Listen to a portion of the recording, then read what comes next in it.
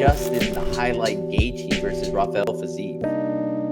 This is, as much as the Kobe shit makes the sport worse, this is the shit that makes the sport amazing. Yeah, Yeah. yeah, for sure. And Regent this says is a Will perfect only thinking of example. merit. Will only thinking of merit. Once you see the business side, it'll all make sense. I see the business side. Trust me, I understand why they do it, but I Yeah, also it just hate doesn't it. mean you have to like it. Exactly. But I Yeah, 100% but get why it happens. with Justin Gaethje versus Rafael Fiziev, this is a perfect example of the best fighting the best. Justin Gaethje Yeah. not waiting until somebody that's ranked higher than him accepts a fight from Justin Gaethje. And even he said, Yep. he's like, hey man, like we like I understand, like I got to get other fights, and maybe fighting a Rafael Fiziev and stopping that hype train will get me back on track for another title That's fight. how it works. That's how it Yeah. works. And Yeah. that's how And it that's how should it work. should work. Yeah. Yeah, Yeah. exactly. Yeah. But what a Now, fight. and you also get entertaining fights. How many times has Gaethje been in Fight of the Night? It's like every single fight he's in. It's I was insane. thinking this. He must go in. I don't know how much he makes every fight. It's probably Yeah. like what, 100, maybe. Probably. Yeah, somewhere around So there. Yeah. if I'm Gaethje, I'm probably thinking like, okay, 100 if I win. Oh, and plus my $50,000 bonus. Yeah. Yeah. You factor it He's in just gonna get automatically. it no matter what. Yeah. Dude, Yeah. Justin Unless Gaethje it's a is a title freaking fight. animal. Now with Fiziev had his speed on full display, man. Dude, that fast twitch. Like, there's some guys like Oh, dude. Gaethje. Him and Gaethje are like opposites. Gaethje is like laboring, big, looping shots, fast, not slow, but it's not like point A to point B. There's a couple more points it has to go through to get to, you know what I Yeah, yeah, mean, to yeah. where it's going. But with Fiziev, it is immediate. He is He so was almost like fast. a matador, man. Like because Gaethje would Yeah, come in with those big shots, and Fiziev would be like pop, pop, pop, and then like move out of the way. And Gaethje had to yeah, reset a couple times, right? yeah, And so when I saw that first round, I was like, oh shit, this might be a long night for Gaethje. But yeah, then Gaethje was like, he moves so much. Let me grab the back of his head so yeah, he can't move, and I'll just hit him with some uppercuts over dude. and over His again. because so the first round, how did they score this? Do you know? I know. No, I don't. So I think from what I remember, I'd have to go back and rewatch it, but I have let's see, Regen says I got a picture with Gaethje before he was in the UFC. I moved during the pick and I'm all blurry. I swear it's me. Oh, dude, I have a picture with Forrest Griffin. We were leaving the arena and he was just walking down the street and we're like, oh shit, what's up, Forrest? Took a photo with him while I was like walking. Same shit, super blurry, bums Yeah. me out. But so yeah, so Fiziev won the first round on two judges' scorecards. Scorecards were kind of all over the place in this fight. I had Fiziev winning round one, Gaethje winning 2 and 3, but the adjustment, because first round I thought was a clear Fiziev round in my opinion. He was just so much Absolutely. faster. He was cracking them. Second round, it was like Gaethje's getting back in this. Yep. Third round, Fiziev cracks him early. Looks like it might be the beginning of the end. And then after that, Gaethje just like flipped a switch and was like, jab and uppercut.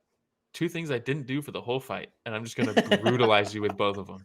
I mean, Yeah. that was such a big change in the third round that, I mean, one of the judges gave him a 10-8 round in the third round, The and he got best rocked in the fighters first have minute. the ability to make adjustments throughout the fight, man. Yep, And 100%. Justin Gaethje is one of the best out there.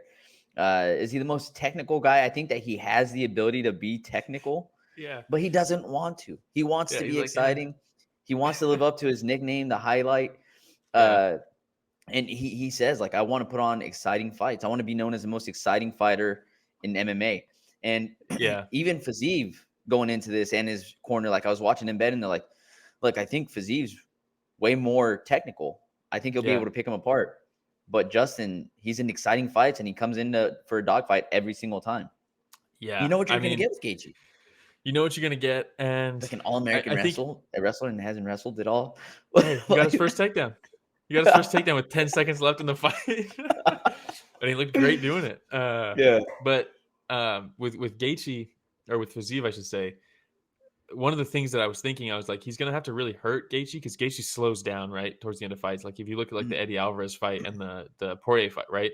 Like they broke him down a little bit because if you can stand in there with him, you might break him down. You know, he slows down towards the end. But then you look at Fiziev, and it's kind of the same thing, right? Like he's fast twitch, really quick, all this stuff. But then if you remember when he fought Bobby Green, Bobby Green had an excellent third round.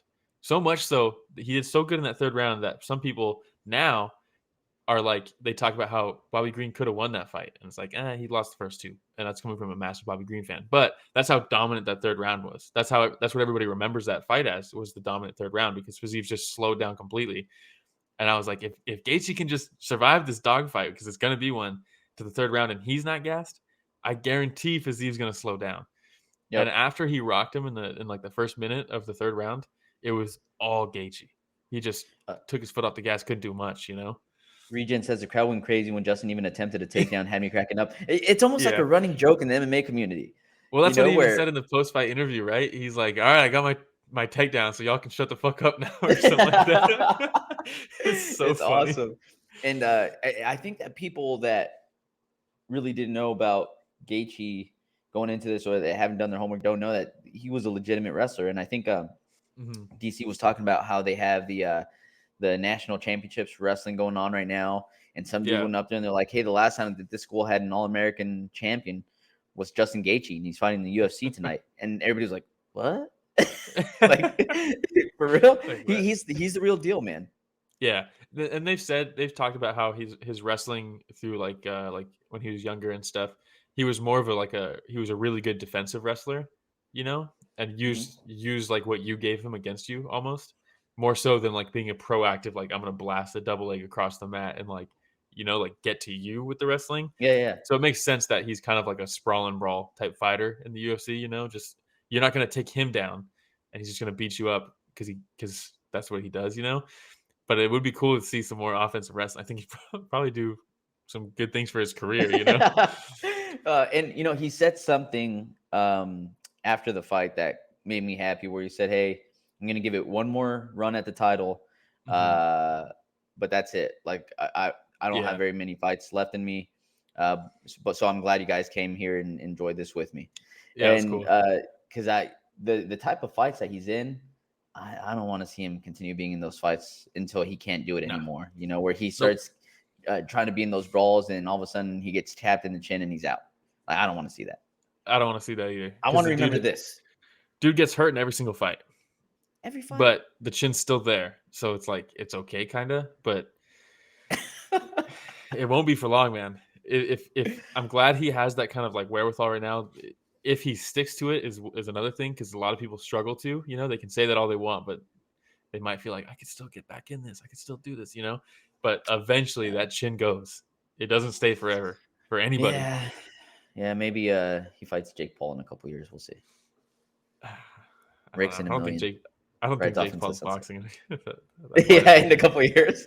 Regen said he said after the loss to Eddie Alvarez, he said he had 2 more fights, yet he's still here putting on damn good fights. So it's hard to stick to that word, Yeah. Especially when you come in and the killer that nobody wants to fight, and you come in there and you beat the brakes off of him. I mean, and the crowd's going crazy, and your adrenaline's bumping. And Connor says, man, it's an addiction. It's an addiction. We've seen it happen over and over and over again. Too, though, I think. Yeah. Hey, everybody, Romero and Will here. Thank you so much for watching that short clip. It's just a small clip of what we covered this last Sunday. Yeah, if you want to check out the full fight card recap, the link is in the description, and it's going to be on screen at the end here. Don't forget to go back and watch our fighter interviews that we have. And don't forget to tune in live every Sunday morning at 9 a.m. Pacific, 12 p.m. Eastern, and you can join in on the fun. Yeah, don't forget to like, subscribe, hit the notification bell. It goes a long way. All right, everybody, thanks for watching that short clip from Story of the Fight.